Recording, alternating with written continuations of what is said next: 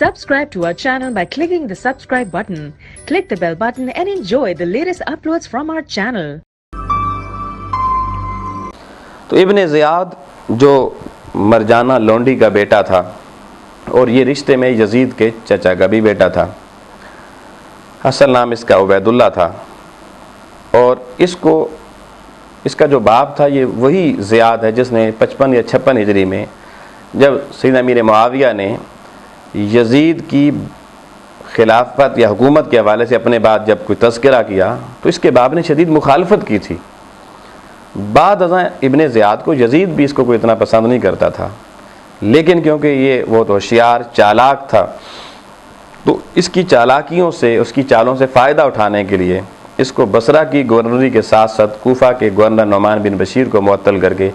यहाँ का गवर्नर इसलिए बनाया गया और लालच ये दी गई कि यजीद ने कहा कि जो मैं तुम्हें पसंद नहीं करता, अगर तू करबला के अंदर हुसैन को शहीद करके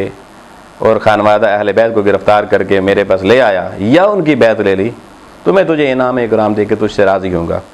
उस लालच में मरजाना लोंडी की इस बेटे ने इस जुल्म सितम को करने के लिए वो तैयार हो गया और हर मुमकिन इसके लिए कदम जो उसको उठाना पड़ा उसने उठाया।